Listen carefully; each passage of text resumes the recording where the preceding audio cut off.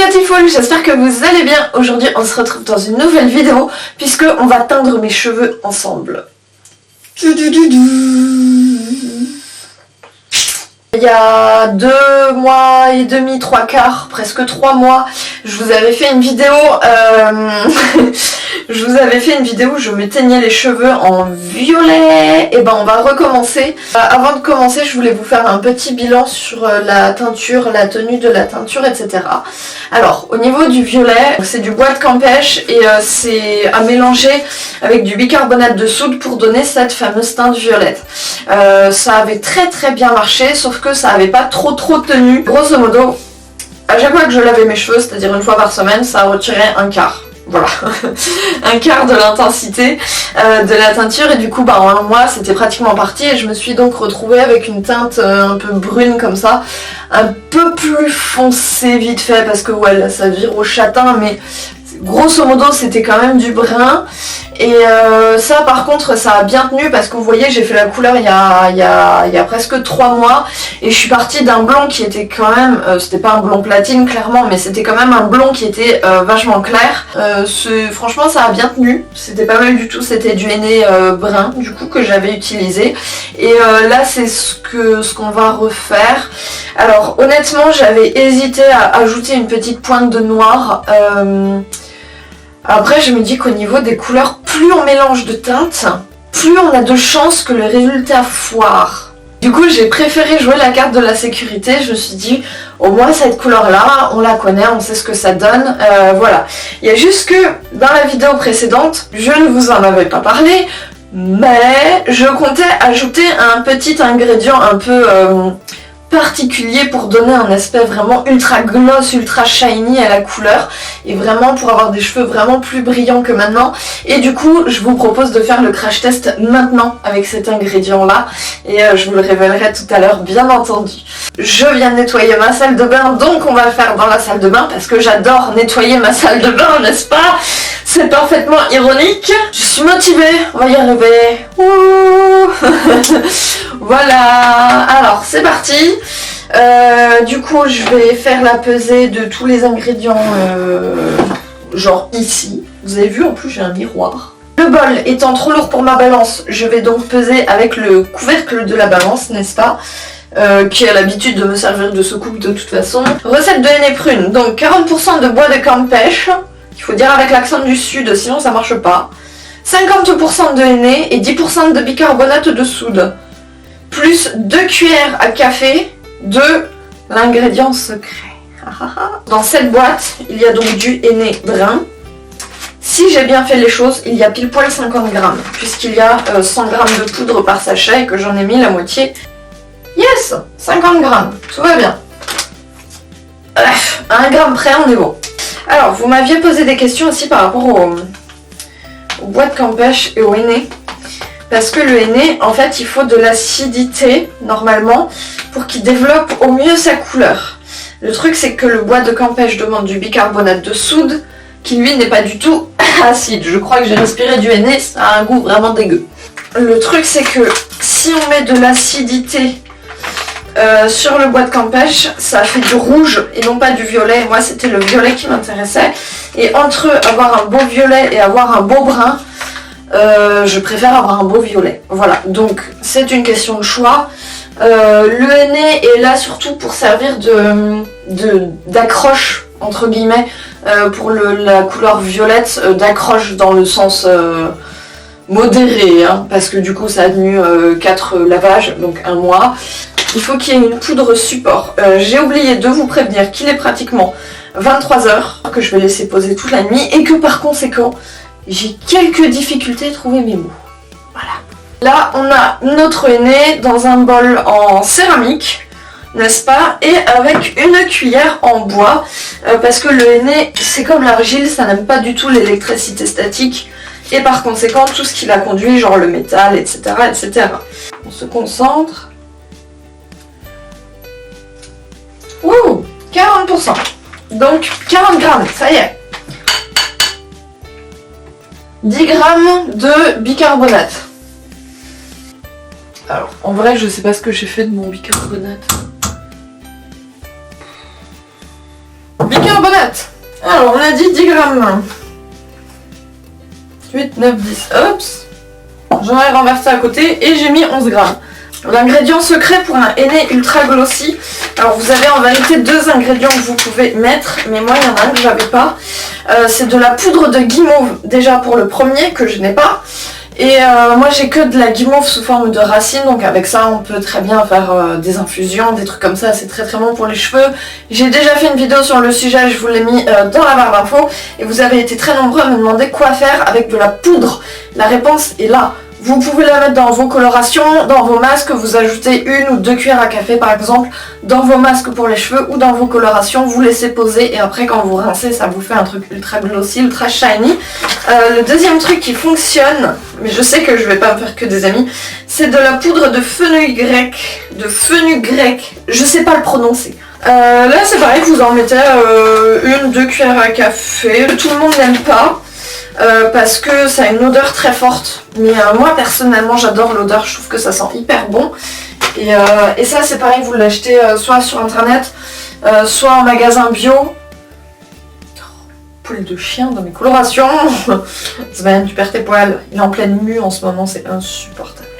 Il me fout des poils partout.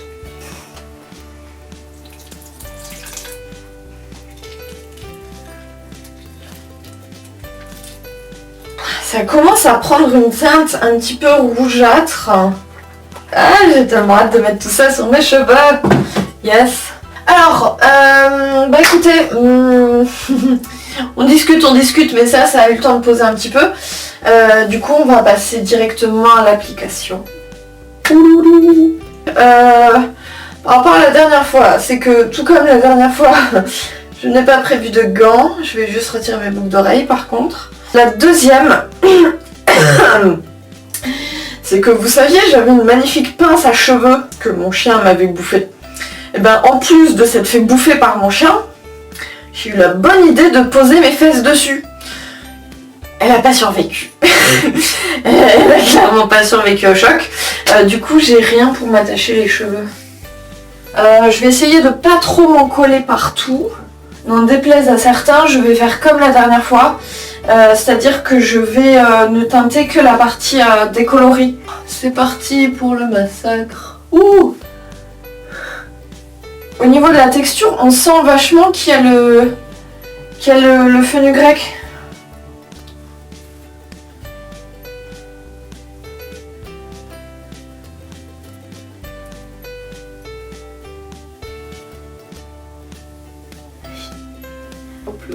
Rien tomber. Et jusqu'à là, je m'en sors pas trop mal. Hein. J'ai fait 2 mèches.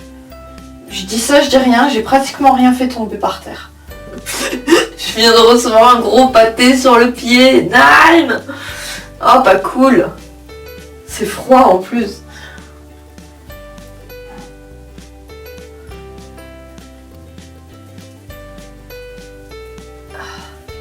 Et j'espère que cette fois-ci, j'oublierai pas de zone parce que je l'ai pas hyper bien réparti la dernière fois.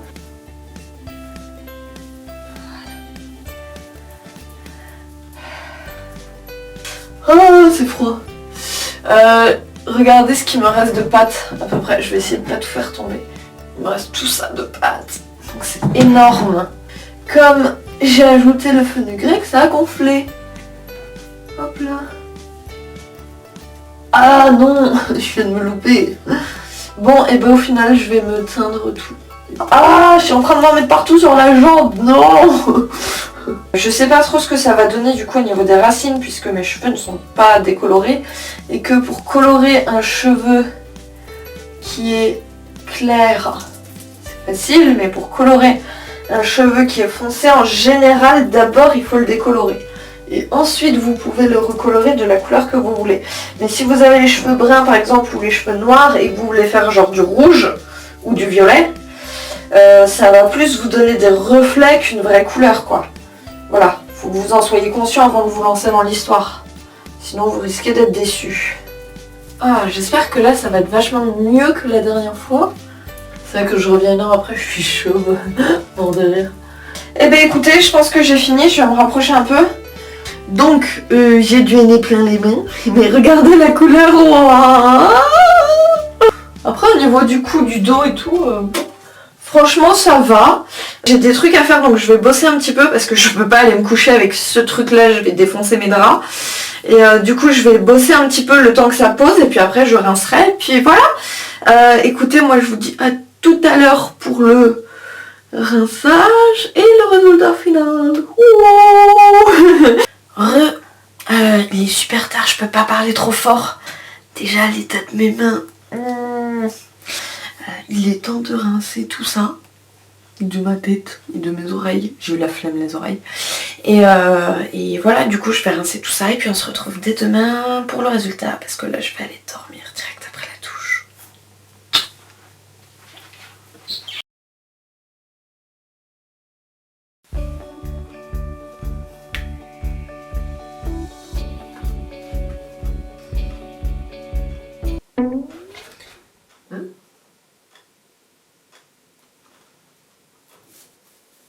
J'ai rincé hier soir. J'ai laissé sécher cette nuit.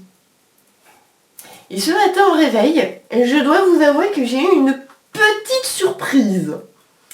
Puisque j'étais censée me retrouver avec du violet, on est d'accord. Hein. Donc là on a du brun. Et puis sur les pointes on a du noir. On est d'accord que c'est du noir ça quand même. Hein. Avec des petits reflets un peu violacés mignonnets. Bon, on va passer le fait que j'ai pas très bien réparti la couleur. Ouh, ça n'a pas pris. Je sais pas trop. Il y a des petits reflets violacés, hein, mais y a rien à voir avec la couleur que j'étais censée avoir. Purée, comment ça se fait? Non. Vous auriez vu ma tête ce matin au réveil, c'était... Bref, là ça ne ressemble vraiment à rien. Genre, j'ai les racines brunes. J'ai ça qui est moitié brun, moitié châtain et j'ai les pointes noires. C'est du n'importe quoi. On peut pas... Et puis il y a des mèches jaunâtres bizarroïdes décolorées là. C'est pas possible. Du coup j'ai repassé un petit peu en revue toutes les actions que j'avais faites. Et toutes les choses que j'avais changées par rapport à la fois précédente. Parce que la fois précédente ça avait bien marché. Du coup ce que j'avais fait de différent par rapport à la dernière fois. Alors déjà j'ai ajouté du fenugrec. Je soupçonne très sincèrement que c'est lui qui a peut-être changé quelque chose. Parce qu'au niveau de la texture, ça a beaucoup changé. Et du coup, peut-être qu'au niveau de l'accroche, de la couleur violette, parce que la couleur brune, comme vous pouvez le voir, elle est bien là. Hein, y a pas de souci, ça a bien foncé mes cheveux, c'est bien tout comme il faut. Par contre, au niveau de l'accroche de la couleur violette, je pense qu'il y a un petit souci. Moi, tous les retours d'expérience que j'avais eu par rapport à cette plante dans les colorations, c'était dans les hennées. Du coup, si vous faites un henné, il est pratiquement sûr à 100% que ce sera ok. Si vous tentez des colorations un peu plus évoluées, on va dire un peu plus poussées, peut-être faudra se passer de fenugrec.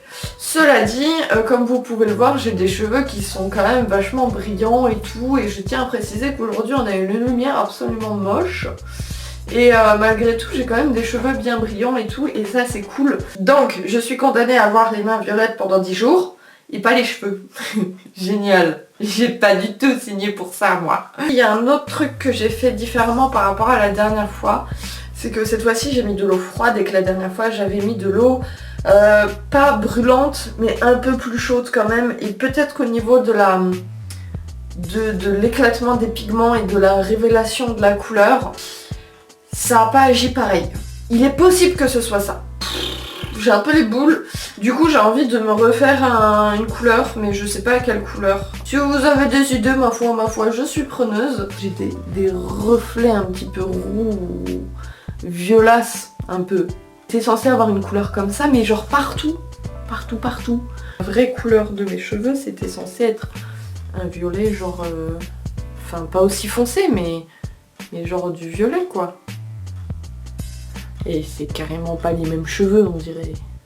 Je suis vraiment triste que ça ait pas marché, c'est nul. Bref, au niveau du gainage, là par contre je suis très contente parce que mes cheveux sont encore humides et normalement en temps normal quand ils sont humides ils sont tout...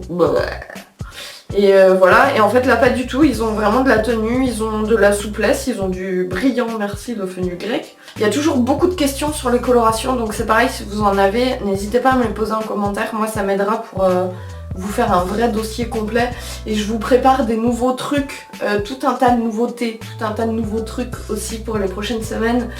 Pour ça que je suis pas hyper présente sur les réseaux sociaux notamment, mais n'hésitez pas à me suivre sur Instagram. Vous pourrez suivre l'évolution de ma couleur capillaire et l'évolution de la couleur de mes mains, n'est-ce pas? Des photos de mon andouille de chien qui m'a éclaté la lèvre, ouais ça se voit encore, oh là là. Écoutez, je sais pas trop quoi faire d'autre dans cette vidéo pour rattraper un peu la catastrophe.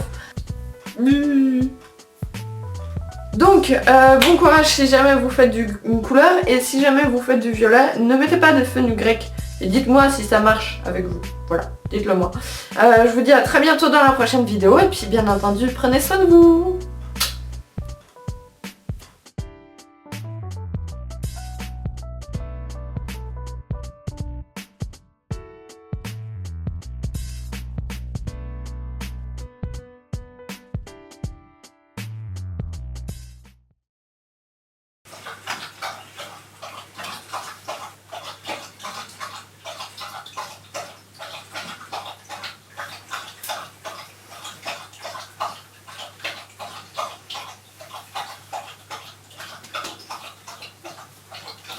Putain, mais il boit 10 000 plombes ce chien, c'est pas possible.